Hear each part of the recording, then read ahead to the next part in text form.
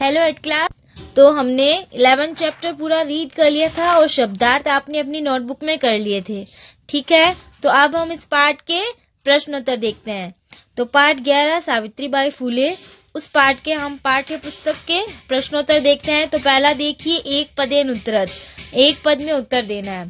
ठीक है, तो इसमें कीदृशीनाम कुरीतिनाम सावित्री मुखरम विरोधम अकरोध, किस प्रकार की कुरीतियों का सावित्री ने प्रबल विरोध किया। तो इसका उत्तर हो जाएगा सामाजिक कुरीतिनाम।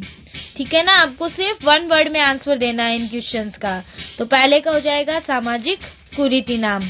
फिर है ख, के कुपात जलोद्धरणम अवार्यन, किसने कुएं से जल निकालने से रोका था। तो इसका उत्तर हो जाएगा उच्च वर्गीय, मतलब उच्च वर्ग के लोगों ने रोका था ना, तो आ जाएगा ख में उच्च वर्गीय। फिर है ग, का स्व दृढ़ निश्चयात न विचलती, कौन अपने दृढ़ निश्चय से विचलित नहीं हुई। तो आ जाएगा सावित्री। घ है, विद्वानाम शिरोमुंडनस्य निराकरणाय सा कह मिलिता, तो विधवाओं के सिर मुंडन के निराकरण के लिए वे किससे मिली थी, नाई समाज के लोगों से मिली थी। तो आ जाएगा इसका उत्तर नापिते है। फिर है ड, सा काशाम कृते प्रदेशस्य प्रथमम विद्यालयम आरभत, उसने किन के लिए प्रदेश का पहला विद्यालय खोला था। तो आ जाएगा तिरस्कृतस्य समुदायस्य बालिका नाम। ठीक है, फिर है प्रश्न 2 है पूर्ण वाक्यानुत्तरत, मतलब इसमें आपको क्वेश्चन ऐड करना है, ध्यान रखना। तो क है दूसरे का, किम किम सहमाना सावित्रीबाई स्वदृढ़ निश्चयात न विचलती, तो क्या क्या सहते हुए सावित्रीबाई अपने दृढ़ निश्चय से विचलित नहीं हुई। तो देखो इसका उत्तर, देखो ये रहा, नेक्स्ट पेज पे आ रखा है इसके आंसर। तो पहले का उत्तर है धूली प्रस्तर खंडान च सहमाना सावित्रीबाई स्वदृढ़ निश्चयात न विचलती, मतलब धूल और पत्थर के टुकड़ों को सहते हुए सावित्रीबाई अपने दृढ़ निश्चय से विचलित नहीं हुई। फिर है प्रश्न ख, सावित्रीबाई फुले महोदयायाः पित्रो नाम किम आसीत्, तो सावित्रीबाई के पिता का नाम क्या था। तो आ जाएगा सावित्रीबाई फुले महोदयायाः पित्रोः नाम खंडोजी आसीत्।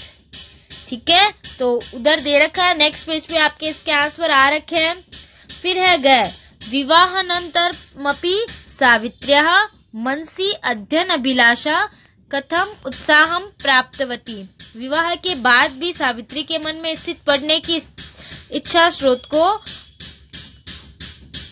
पा गई।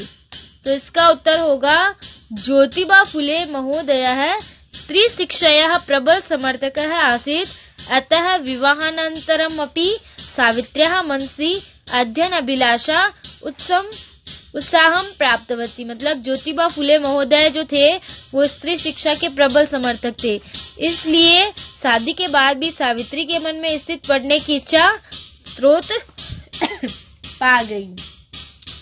आ जाओ नेक्स्ट पेज पे। फिर है घ, जलम पातुम निवार्यमाणा नारी सा कुत्र नित्वती किंचा कथयत, जल पीने से रोकी गई नारी को वह कहाँ ले गई और क्या कहा। तो देखिए नीचे आ रखा है घ का आंसर, जल पातुम निवार्यमाणा नारी सा निज गृहम नित्वती अकथयत च यत् यथेष्टम जलम नयत, तो जल पाने से रोकी गई नारी को वो अपने घर लेकर गई और बोली जितना चाहे उतना जल ले लो। फिर है ड, कासाम संस्थानाम स्थापनायाम फुले दंपत्यों अवदानम महत्वपूर्णम, तो किस संस्थानों की स्थापना में फुले दंपति का योगदान महत्वपूर्ण है। तो इसका उत्तर है महिला सेवा मंडल, शिशु हत्या प्रतिबंधक गृह इत्यादि नाम संस्थानाम स्थापनायाम फुले दंपत्यों अवदानम महत्वपूर्णम। फिर है च, सत्य शोधक मंडल अस्य उद्देश्यम किम आसीत्, सत्य शोधक मंडल का उद्देश्य क्या था। तो आ जाएगा च का उत्तर, देखो ये रहा, सत्यशोधक मंडलस्य उद्देश्यम आसीत् उत्पीड़ितानां समुदायानां स्वाधिकारान प्रति जागरणम। मतलब जो भी पीड़ित समुदाय हैं उनको अपने अधिकारों के लिए जागरूक करना। फिर है लास्ट 6, तस्यः द्वयो काव्य संकलनयो नाम्नि के। मतलब महादेवी वर्मा के जो 2 काव्य थे उनके नाम क्या हैं?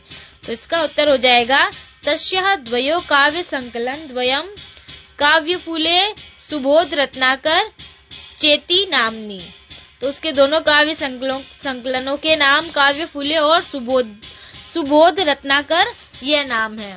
ठीक है। उसके बाद प्रश्न 3 देखो, रेखांकित पदानि अधिकृत्य प्रश्न निर्माणम कुरुत। मतलब जो भी अंडरलाइन किए गए प्रश्न शब्द है, ये जो पिंक कलर के शब्द जिनको अंडरलाइन किया गया है ना, इनके आधार पर आपको प्रश्न निर्माण करना है। मतलब इनको आपको प्रश्न में बदलना है। ठीक है। तो देखिए फर्स्ट है क, सावित्रीबाई कन्याभिः सविनोदम आलपन्ति अध्यापने संलग्ना भवति स्म। तो कन्याभिः की जगह आ जाएगा का भी, और पूरी लाइन वैसी की वैसी। जो पिंक कलर का शब्द है उसकी जगह आप ये लिखोगे का भी। दूसरा है ख, सा महाराष्ट्रस्य प्रथमा महिला शिक्षिका आसीत्। तो महाराष्ट्रस्य की जगह आ जाएगा कश्य। पिंक कलर वाले शब्दों की जगह ही ये आपको शब्द लिखने, ध्यान रखना। ग है, सा नवपतिना सह कन्या नाम कृते प्रदेशस्य प्रथमम विद्यालयम आरभत। तो कन्या नाम की जगह आ जाएगा कासाम। घ है, उसमें मनुष्याणाम है, उसकी जगह आ जाएगा केशाम। और ड में सावित्री की जगह आ जाएगा का। और लाइन वैसी की वैसी पूरी लिखनी है आपको। फिर है प्रश्न 4, तो निर्देश के अनुसार उत्तर देना है इसमें। पहला है इदम चित्रम पाठशालायाः वर्तते। यह चित्र पाठशाला का है। तो इसमें क्रियापदस्य कृत पदम की, मतलब ये जो वाक्य है इसमें कर्ता पद कौन सा है? तो इसमें आ जाएगा, इसने पूछा है कि यहाँ पर क्रियापद का कर्ता पद कौन सा है, तो इसमें आ जाएगा चित्रम। चित्रम को अंडरलाइन कर लो। ठीक है। उसके बाद है तस्याः स्वकीयम अध्ययनमपि सहैव प्रचलति। तो इस वाक्य में आपको विशेषण पद बताना है। तो आ जाएगा अध्ययनम। ठीक है। उसके बाद है ग, अपि यूयमिमां महिलां जानीत। तो इस वाक्य में केभ्य किसके लिए प्रयुक्त हुआ है? तो ये आ जाएगा छात्रेभ्य है। ठीक है। और फिर है घ, सा ताः स्त्रियः निज गृहं नीतवती। इस वाक्य में सा किसके लिए आया है? सावित्री बाई के लिए। ठीक है। नेक्स्ट पेज पे आ जाओ। फिर है ड, श्रीण वस्त्रावृतः तथा कथितः निम्न जातीयः काश्चित् नार्यः जलं पातु याचन्ते स्म। अत्र नार्यः इति पदस्य विशेषण पदानि कति सन्ति कानि च नाम इति लिखत। तो उसने पूछा है कि इस वाक्य में विशेषण पद कितने हैं, उनके नाम लिखो। तो विशेषण पद कितने हैं? चत्वारि, 4। और मैंने अंडरलाइन किया है, ये चारों क्या है, इनके नाम लिखने हैं आपको। ये है विशेषण पद इस वाक्य में। फिर है 5वां, इन शब्दों का प्रयोग करके आपको क्या करना है? वाक्य निर्माण करना। तो आप खुद करोगे।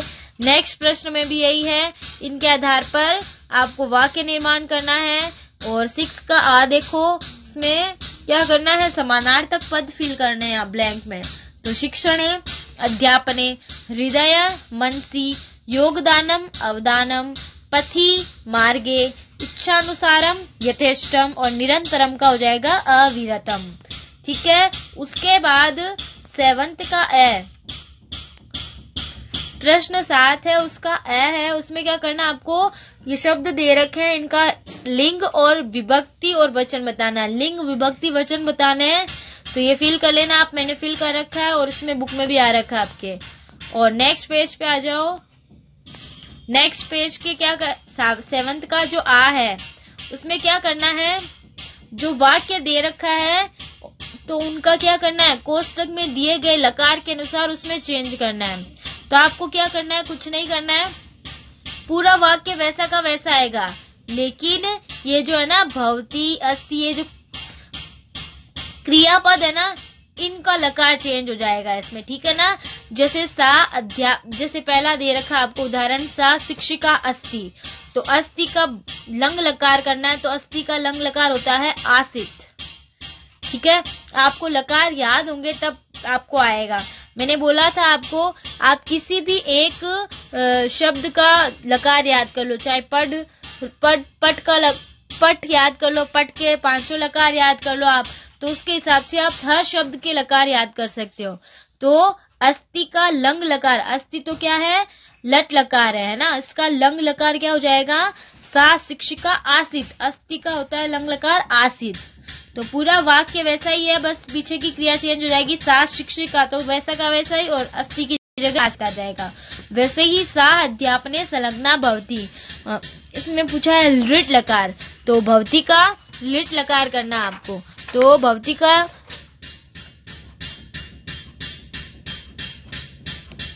का लिट लकार क्या होता है पता है आपको, भविष्यति, ठीक है। फिर है ख, स 13 वर्ष कल्पः अस्ति, तो अस्ति का आसित होता है, तो आप पूरा वाक्य लिखोगे स 13 वर्ष कल्पः आसित। और फिर है ग में महिला तड़ागात जलम नयंती, नयंती का लोट लकार होता है नयंतु, तो आ जाएगा महिला तड़ागात जलम नयंतु। फिर है घ, वयम प्रतिदिनम पाठम पठामः, तो पठामः का विधिलिंग क्या होता है, पठेम, तो आ जाएगा वयम प्रतिदिनम पाठम पठेम। फिर है ड, यूयम किम विद्यालयम गच्छत, तो गच्छत का लिट लकार हो जाएगा गमिष्यथ, तो आ जाएगा यूयम किम विद्यालयम गमिष्यथ।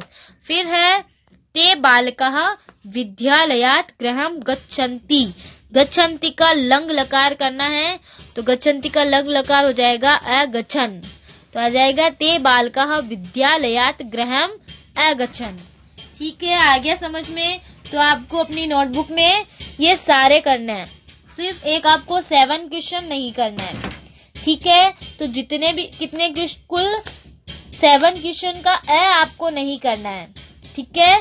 तो ये सारे प्रश्नोत्तर आपको अपनी नोटबुक में करने हैं, सिर्फ प्रश्न 7 है उसका उसको छोड़कर आपको सारे प्रश्नोत्तर अपनी नोटबुक में करने हैं। ध्यान रखना 7 का नहीं करना है, करना है आपको, ठीक है। और सारे प्रश्न आपको अपनी नोटबुक में करने हैं, ओके। तो ये आपका आज का संस्कृत का वर्क है, और ये आपका पाठ 12 जो है वो यहाँ पे कंप्लीट हो गया है। अब हम आते हैं संस्कृत ग्रामर में। तो संस्कृत ग्रामर में आपके मैंने निबंध वाला पाठ है, उसमें 4 निबंध हो गए थे आपके, ठीक है ना। तो आज हम 5वां, 6ठा और 7वां ये 3 निबंध करेंगे।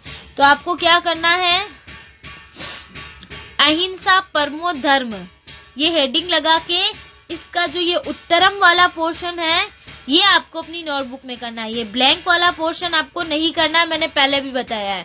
अहिंसा परमो धर्म है लिख के जो उत्तरम में आ रखा है ना वो आप लिखोगे, निरपराधानाम प्राणिनाम हिंसनम न कर्तव्यम, ये वाला, ठीक है। जो मैंने टिक किया ना वो करना है आपको। फिर नेक्स्ट पेज पे जो इसकी आगे वाली लाइनें आ रखी है। फिर 6 है प्रशस्य मौदार्यम, यह हेडिंग लगा के फिर इसका उत्तरम लिखोगे आप ये। फिर है 7 लगा के वृक्षाणाम महत्वम, 7, 8 ये नहीं लिखने आपको, आप फिर हेडिंग लगाओ कि वृक्षाणाम महत्वम, और फिर इसका ये जो उत्तरम वाला पोर्शन है ये आपको करना है, ठीक है। तो आपको क्या करना है, आज संस्कृत रीडर जो है उसमें तो वो पाठ के प्रश्नोत्तर करने हैं, और जो संस्कृत व्याकरण है उसमें आपको 5, 6, 7 ये निबंध करने हैं। और मैं बता दूं आपको कौन से पेज नंबर पे आ रखे हैं, देखो ऊपर आ भी रखा है 111 और 112 पर ये आ रखे हैं निबंध, ठीक है। तो ये आज का आपका संस्कृत का वर्क है।